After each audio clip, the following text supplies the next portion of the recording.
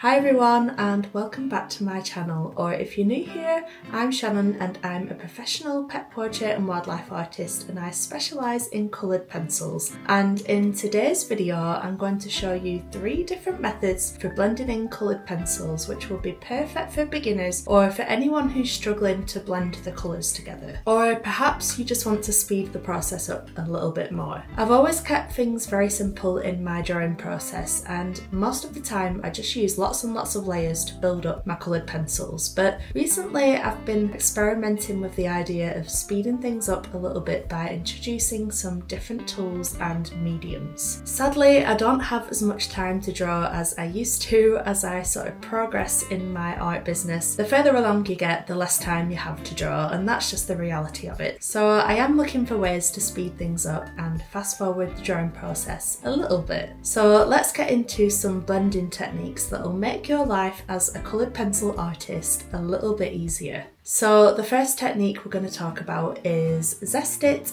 pencil blend fluid. And as it says on the tin, it is a fluid that you can use to blend together your coloured pencils, whether they're wax-based, oil-based. It works with graphite and it even works with oil pastels too. It's designed to be used with a brush as a liquid medium and almost painted on, and you can really quickly blend your coloured pencil layers together. On the website they do say to use it for your underpainting, which is basically the first couple of layers of coloured pencil that you add on that you then apply detail on top of. And the really interesting thing about this is when you mix those layers together, you still retain the grain of the paper, so you've still got lots and lots more room to add more layers, which would be very helpful if you're drawing something that's really dark or really vibrant and you want to pack lots and lots of colour into it. I must admit I've avoided liquid blending mediums for a very long time because I always thought that they were all toxic due to the chemicals that are added to them, but I think that's mostly true for white spirit, which is a blending medium that you can use. But this doesn't have any nasty chemicals in it and it's listed as non-toxic, so it's safe to use at home. You don't need to worry about opening loads of windows and getting air flowing. It's absolutely fine. So I think I probably would use this mostly to speed up the process of doing my underlayer, but I think it would be helpful for blending at any stage in a drawing. Maybe if you've added too much detail and you kind of want to blend it in a bit more and start again, or you've gone wrong,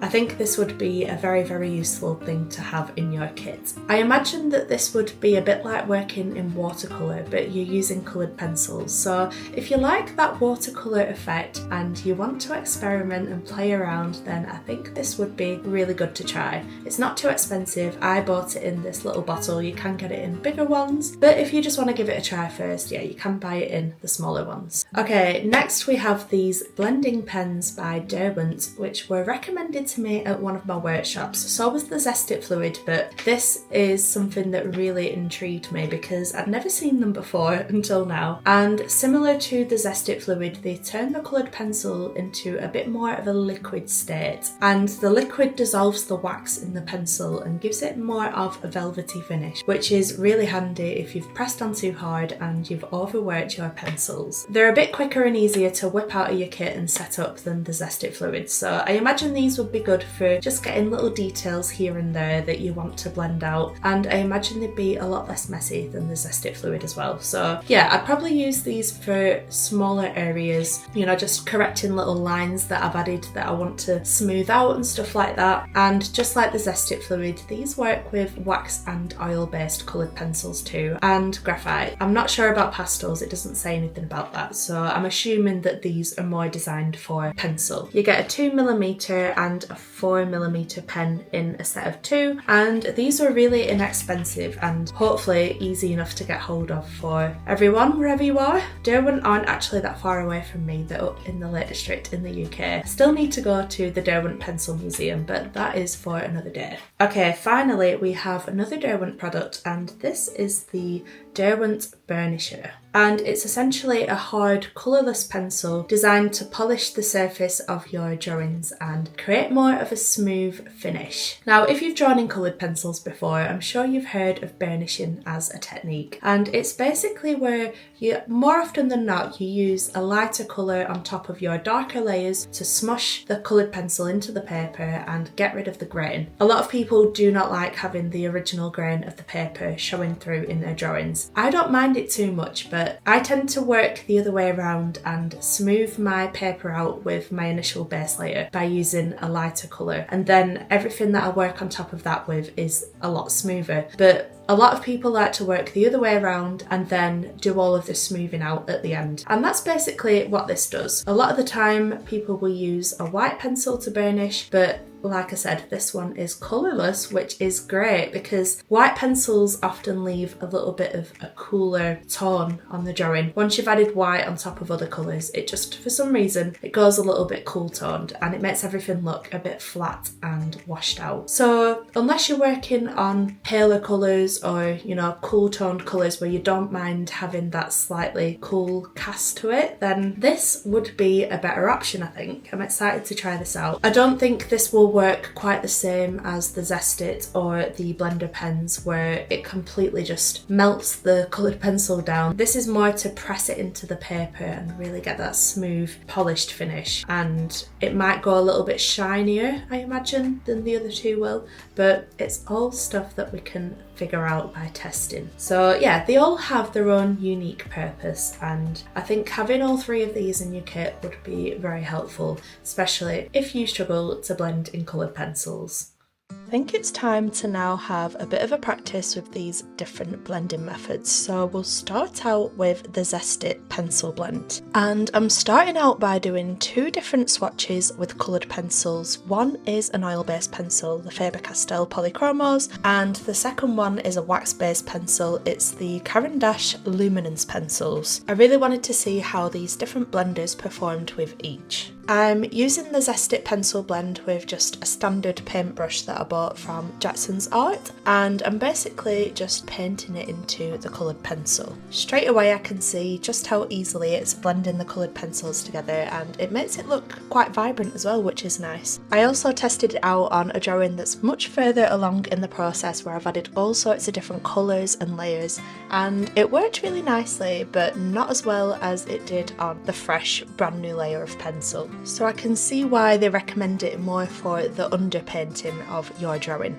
Okay, next let's try the Derwent blender pen, and I'm doing the exact same thing again using my Faber-Castell Polychromos and my Caran d'Ache Luminance pencil and giving these a go. The first thing I noticed with the blender pen is just how much more vibrant it is than the Zest-it fluid. It seems to bring the colours out even more. But one thing I will say is that in comparison to the Zest-it pencil blend that you use with a brush, obviously you're using the tip of a pen, so any colour that you get on the tip stays on the tip and you have to wipe it down. I just use a spare piece of paper, and it does mean that you're wasting a little bit of the liquid, but at least it means you're not combining your colours together. I'm finding it a lot more effective on this background of the macaw drawing than the Zest-it pencil blend. It does smell a lot stronger than the Zest-it as well, so maybe the ingredients in the blender pen are a little stronger than the Zest-it. I am really pleased with how both of those have worked, and now let's try the burnishing pencil. You do need to work a lot harder with this because you're using your own strength to push it into the paper rather than the liquid just melting the pencil away, and the effect that it gives is a lot softer and paler in comparison to the vibrant colours of the Zest-it and the blender pen. One thing to be aware of with the Derwent burnisher is that it does leave a much more waxy finish than the other blenders, which of course makes sense because you're burnishing and you're adding that extra layer of wax on top. Overall, I'd say that the Derwent blender pens came out on top for me with how well they blended the coloured pencils together, and the Zest-it fluid was a very close second, but if you look really closely at this image you can see a slight ring around the coloured pencil where the fluid has changed the paper slightly, so for that reason I would probably gravitate towards the Derwent blender pens, plus I love how vibrant the colours are. I think that all three methods would have their uses though, and I'd probably use them for different things. And it's hard to know for sure how they perform until I experiment on many more drawings. I hope you found this video helpful and you can now become a master at blending your coloured pencils together. Don't forget, it's all a learning process and it doesn't happen overnight. It takes a lot of practice to get to the point where your coloured pencil drawings are perfectly blended. Do let me know what methods you've used in the comments down below and suggest any methods that I should try out next time. Give this video a like if you enjoyed it because it really does help my channel out. Subscribe to see more videos like this and I will see you in the next one. So have a wonderful day and bye for now.